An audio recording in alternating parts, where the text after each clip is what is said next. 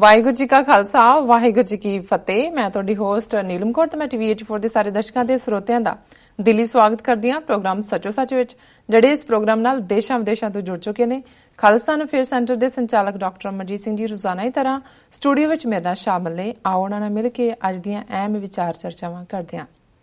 ਜੀ ਡਾਕਟਰ ਸਾਹਿਬ ਵਾਹਿਗੁਰੂ ਜੀ ਕਾ ਖਾਲਸਾ ਵਾਹਿਗੁਰੂ ਜੀ ਕੀ ਫਤਿਹ। ਜੀ ਡਾਕਟਰ ਸਾਹਿਬ ਜੀ ਆਇਆਂ ਨੂੰ ਪ੍ਰੋਗਰਾਮ ਸੱਚੋ ਸੱਚ ਵਿੱਚ। ਬਹੁਤ ਸ਼ੁਕਰੀਆ ਜੀ ਡਾਕਟਰ ਸਾਹਿਬ, ਅੱਜ 8 ਨਵੰਬਰ 2017 2571 ਨਾਨਕਸ਼ਾਹੀ ਸੰਮਤ 559 ਦਿਨ ਹੈ ਤੇ ਡਾਕਟਰ ਸਾਹਿਬ ਪ੍ਰੋਗਰਾਮ ਸ਼ੁਰੂ ਕਰਨ ਤੋਂ ਪਹਿਲਾਂ ਅਸੀਂ ਆਪਣੇ ਦਰਸ਼ਕਾਂ ਤੇ ਸਰੋਤਿਆਂ ਨੂੰ ਹਮੇਸ਼ਾ ਇਸ ਤਰ੍ਹਾਂ ਦੱਸਦੀ ਹੈ, ਵੀਅਰਸ ਜੇ ਤੁਸੀਂ ਹੱਕ ਸੱਚ ਇਨਸਾਫ ਤੇ ਪਹਿਰਾ ਦਿਨ ਦਾ ਇੱਕੋ ਇੱਕ ਚੈਨਲ ਟੀਵੀ 84 ਨੂੰ ਦੇਖਣਾ ਚਾਹੁੰਦੇ ਹੋ ਤਾਂ ਤੁਸੀਂ ਦੇਖ ਸਕਦੇ ਹੋ spectrum cable, RCN cable, Bell 5 cable in Canada, roku, Jadoo box, ਸ਼ਾਵਾ, ਫੇਸਬੁੱਕ, ਗਲੋਬਲ ਸੀਪੀਐਨ ਦੀ ਐਪ ਰਾਹੀਂ, ਟੀਵੀ 84 ਦੀ ਐਪ ਰਾਹੀਂ ਆਨਲਾਈਨ ਸਟ੍ਰੀਮਿੰਗ ਤੁਸੀਂ ਟੀਵੀ 84 ਨੂੰ ਦੇਖ ਸਕਦੇ ਹੋ। ਵੀਅਰਸ ਜੇ ਤੁਸੀਂ ਟੀਵੀ 84 ਨਾਲ ਜਾਂ ਪ੍ਰੋਗਰਾਮ ਸੱਚੋ ਸੱਚ ਨਾਲ ਫੇਸਬੁੱਕ ਰਾਹੀਂ ਜੁੜੇ ਹੋ ਤਾਂ ਇਸ ਨੂੰ ਵੱਧ ਤੋਂ ਵੱਧ ਲਾਈਕ ਕਰੋ ਤੇ ਸ਼ੇਅਰ ਕਰੋ। ਸ਼ੁਕਰੀਆ ਜੀ। ਡਾਕਟਰ ਸਾਹਿਬ ਪ੍ਰੋਗਰਾਮ ਦੀ ਸ਼ੁਰੂਆਤ ਕਰਦੇ ਹਾਂ ਅੱਜ ਦੇ ਅਹਿਮ ਇਸ਼ੂ ਦੇ ਨਾਲ। ਜੀ ਡਾਕਟਰ ਸਾਹਿਬ ਕੀ ਕਹਿਣਾ ਤੁਹਾਡਾ? ਦੇਖੋ, ਸਭ ਤੋਂ ਪਹਿਲਾਂ ਅਸੀਂ ਇਸ ਗੱਲ ਦੇ ਲਈ ਮੁਆਫੀ ਚਾਹੁੰਦੇ ਹਾਂ ਕਿਉਂਕਿ ਕੁਝ ਵਿਊਅਰਸ ਨੇ ਸਾਡੇ ਨੋਟਿਸ 'ਚ ਲਿਆਂਦਾ ਹੈ ਕਿ ਜਦੋਂ ਲਾਈਵ ਪੈਰੇਡ ਔਰ ਉਸ ਤੋਂ ਪਹਿਲੇ ਦਿਨ ਦੇ ਫੰਕਸ਼ਨਸ ਵੀ ਚੱਲ ਰਹੇ ਸੀ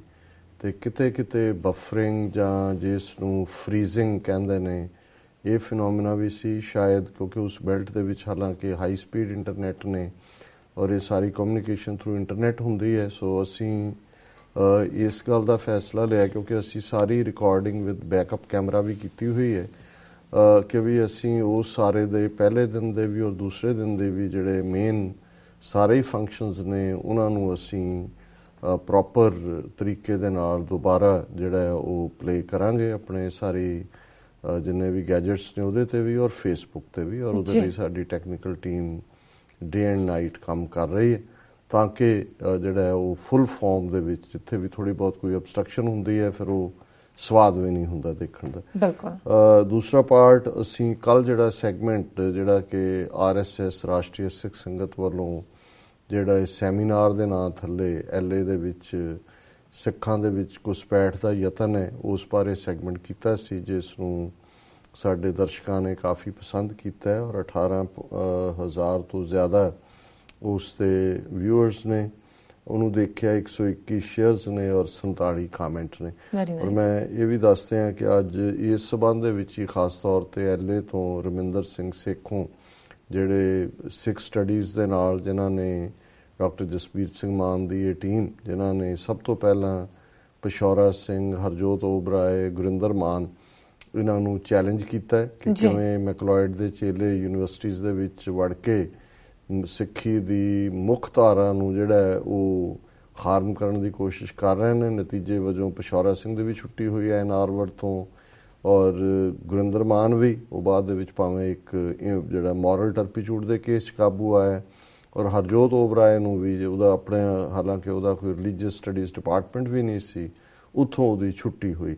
ਸੋ ਇਹ ਵੀ ਜਿਹੜਾ ਸਾਰਾ RSS ਦਾ ਮੂਵ ਹੈ ਇਹਨੂੰ ਕਾਊਂਟਰ ਕਰਨ ਦੇ ਲਈ ਇਹ ਟੀਮ ਦਿਨ ਰਾਤ ਕੰਮ ਕਰ ਰਹੀ ਹੈ। ਸੋ ਅੱਜ 9:30 ਤੋਂ 10 ਵਜੇ ਵਾਲੇ ਸਲੋਟ ਦੇ ਵਿੱਚ ਰਮਿੰਦਰ ਸਿੰਘ ਸੇਖੋਂ ਜਿਹੜੇ ਨੇ ਉਹ ਗੱਲਬਾਤ ਕਰਨਗੇ, ਵੇਰਵਾ ਦੱਸਣਗੇ ਕਿ ਵੀ ਇਹ ਕੀ ਸਾਰਾ ਇਹਨਾਂ ਦਾ ਕਿਸ ਕਿਸਮ ਦਾ ਏਜੰਡਾ ਹੈ ਔਰ ਪਸ਼ੌਰਾ ਸਿੰਘ ਜਿਹੜਾ ਇੱਕ ਸਪੀਕਰ ਦੇ ਤੌਰ ਤੇ ਉਹਨਾਂ ਨੇ ਉੱਥੇ ਸੱਦਿਆ ਹੋਇਆ ਹੈ ਕਿਵੇਂ ਇਸ ਮੈਕਲੋਇਡ ਦੇ ਚੇਲੇ ਨੇ ਮੁੱਢਲੀ ਗੁਰੂ ਗ੍ਰੰਥ ਸਾਹਿਬ ਦੀ ਬੀੜ ਦੀ ਆਥੈਂਟਿਸਿਟੀ ਨੂੰ ਚੈਲੰਜ ਕੀਤਾ ਜਿਵੇਂ ਕਿ ਮੈਕਲੋਇਡ ਨੇ ਕੀਤਾ ਔਰ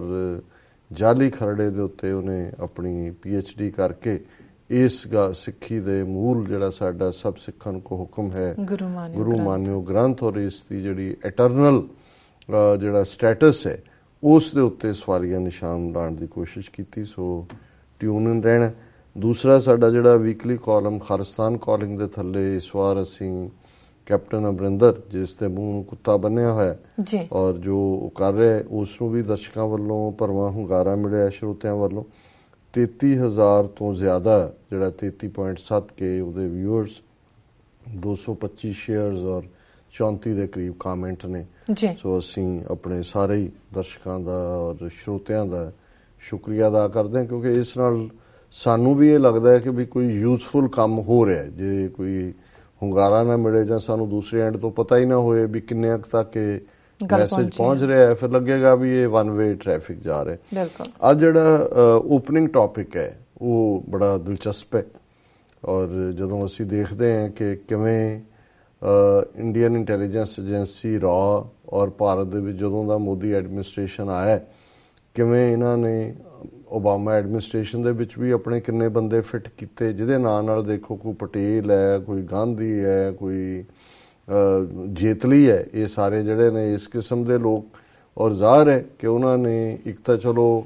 ਜਦੋਂ ਤੁਸੀਂ ਅਮਰੀਕਾ, ਇੰਗਲੈਂਡ ਜਾਂ ਇਹਨਾਂ ਮੁਲਕਾਂ 'ਚ ਰਹਿੰਦੇ ਹੋ, ਸਾਡੇ ਵੀ ਜਿਹੜੇ ਨੇ ਉਸ ਸਿਸਟਮ ਦਾ ਹਿੱਸਾ ਬਣੇ ਨੇ,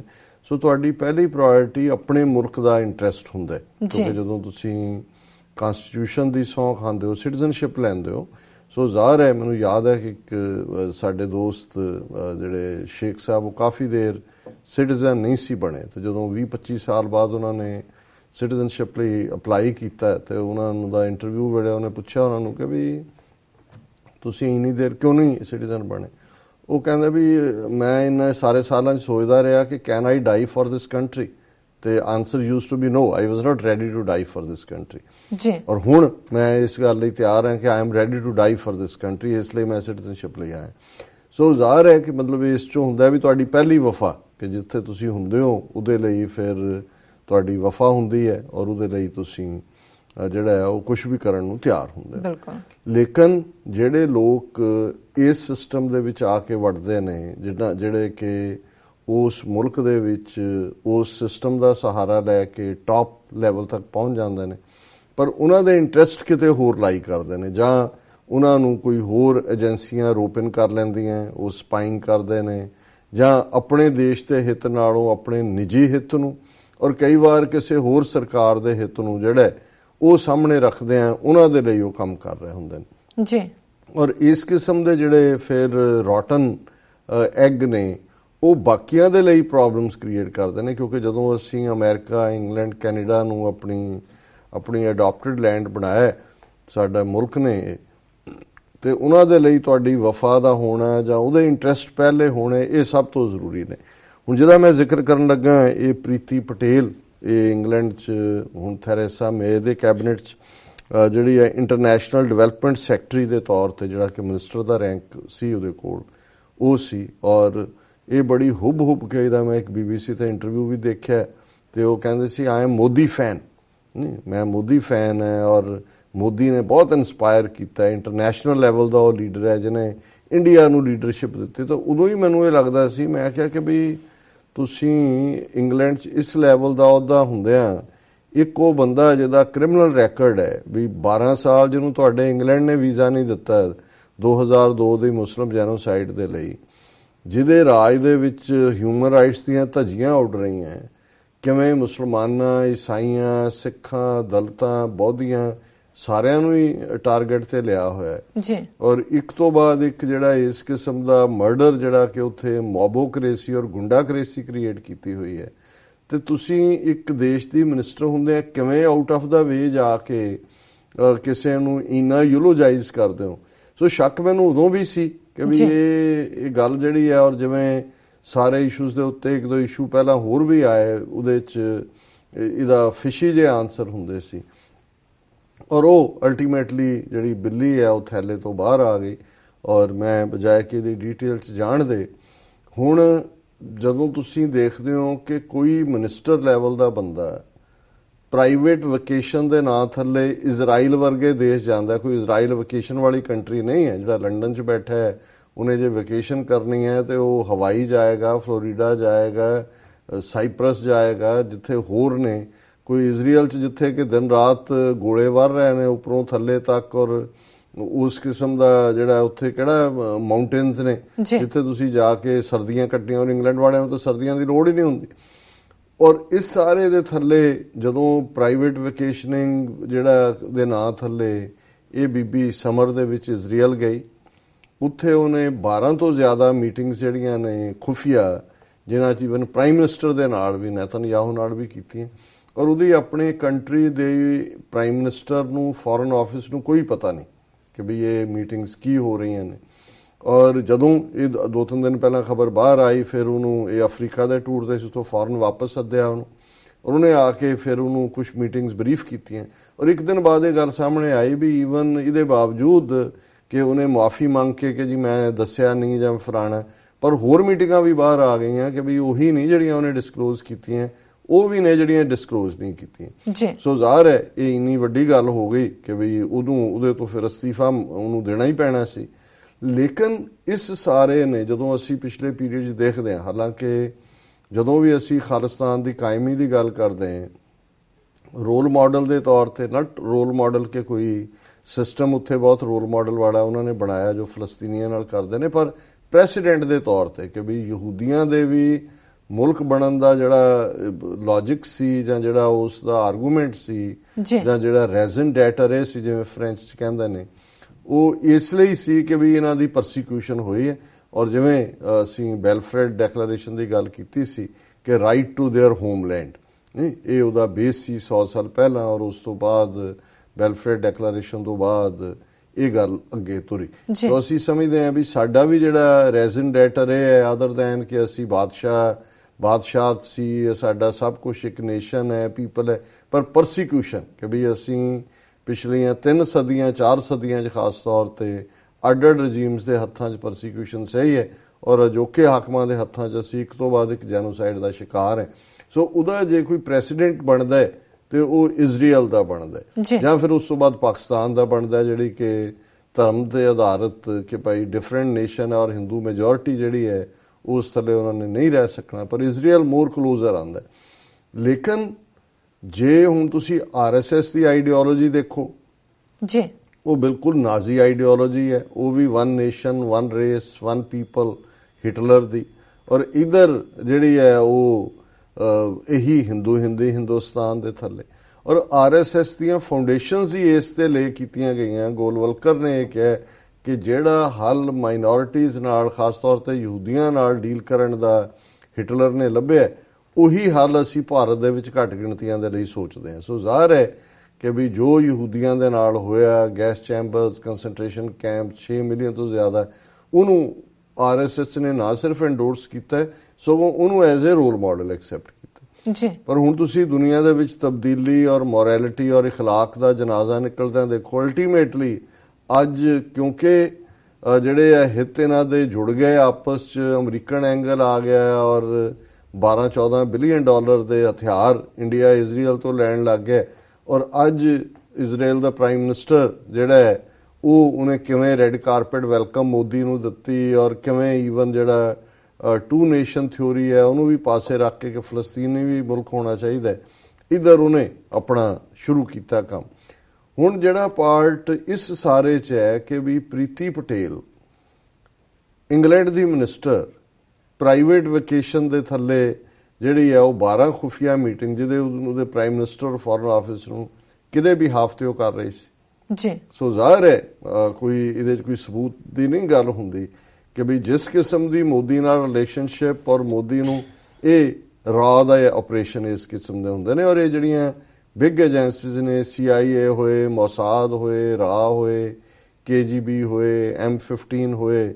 ਔਰ ਇਹਨਾਂ ਦੀ ਇੰਗਲੈਂਡ ਦੀ ਜਾਂ ਇਹਨਾਂ ਦੀ ਸੀਸਸ ਹੋਏ ਕੈਨੇਡਾ ਦੀ, ਇਹ ਕੋਈ ਚਪੜਾਸੀਆਂ ਨੂੰ ਨਹੀਂ ਹਾਇਰ ਕਰਦੇ ਆਪਰੇਸ਼ਨ ਦੇ ਲਈ। ਇਹ ਜਿਹੜੇ ਵੱਡੇ ਵੱਡੇ ਮਿਨਿਸਟਰ CIA ਦੀ ਪੇਰੋਲ ਤੇ ਪ੍ਰਾਈਮ, ਹੁਣ ਮੁਰਾਰਜੀ ਦੇਸਾਈ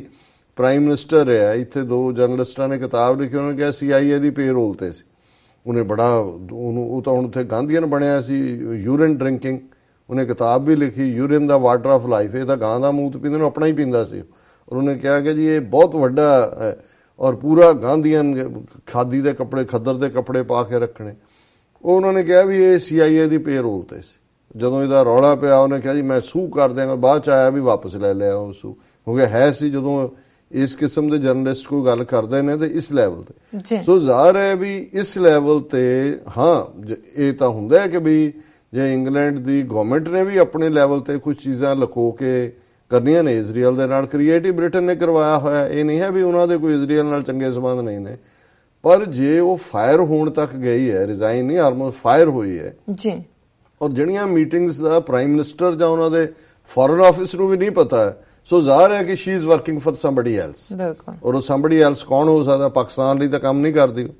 ਉਹ ਇੰਡੀਅਨ ਏਜੰਸੀ ਰॉ ਹੈ, ਔਰ ਇਹਦੇ ਉੱਤੇ ਹੀ ਦਰਸ਼ਕਾਂ ਨੇ ਸਕਰੀਨ ਦੇ ਉੱਤੇ ਪਿਕਚਰਸ ਦੇਖੀਆਂ ਵੀ ਹੋਣਗੀਆਂ ਇਹ ਸਾਰੇ ਦੀਆਂ